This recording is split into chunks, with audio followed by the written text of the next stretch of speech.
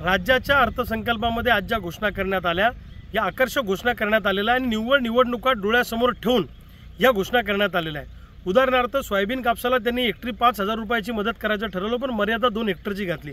ज्या शेतकऱ्याकडे 5 एकरापेक्षा जास्त शेती आहे त्या शेतकऱ्याचा तोटा झालेला नाही आहे का? 20-25 एकर शेती असणाऱ्या 15 एकर शेती असणाऱ्या शेतकऱ्याला या मदतीचा काय उपयोग होणार आहे? सोयाबीनचा एका एकराचा खर्च या वर्षीचा, हेक्टरचा नाही एकराचा खर्च 36,000 रुपये आहे आणि क्विंटलचा खर्च सोयाबीनचा 7,000 रुपये आहे। कापसाची सुद्धा तीच अवस्था आहे। कापसाचा एकराचा खर्च 40,000 रुपये आहे आणि क्विंटलचा खर्च कापसाचा हा 8,500 रुपये आहे। आणि या 5,000च्या हेक्टरच्या मदतीने काय होणार आहे?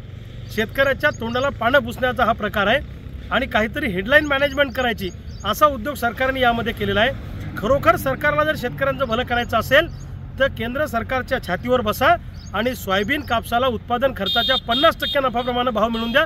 तुमच्या भिकारी योजनांची आम्हाला गरज नाही आणि योजना अशा आणलेल्या आहेत की 100 पैकी 2च माणसांना त्याचा उपयोग झाला पाहिजे असे जाचक अटी आणि निकष त्यात टाकायचे। 2च घोषणा मला त्यातल्या बऱ्या वाटल्या, ज्यामध्ये त्यांनी वीज बिल माफीचा निर्णय घेतला, थकीत वीज बिल माफीचा, ती एक घोषणा आम्हाला बरी वाटली। वारकरी महामंडळाचा स्थापन करण्याचा निर्णय घेतला, ही आमची जुनीच मागणी आहे, त्याचा विचार केला, ते स्वागतार्ह आहे। आणि पोलीस पाटलांच्या मानधनवाढीची ही सुद्धा आमची मागणी होती, त्याचा सकारात्मक विचार केला, ते स्वागतार्ह आहे। परंतु शेतकऱ्यांच्या दृष्टीने ठोस असं काही या अर्थसंकल्पामध्ये किंवा त्यांच्या घोषणांमध्ये दिसून आलं नाही।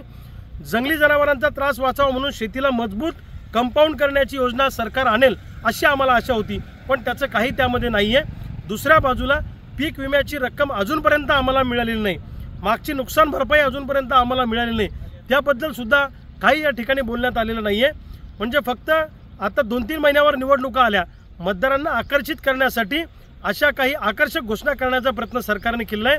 मला वाटत नाही शेतकऱ्यांच्या पदरात यातून काही पडेल, पण लबाडाचा अवतन जेवल्याशिवाय खरं नाही, तशी या सरकारची अवस्था आहे।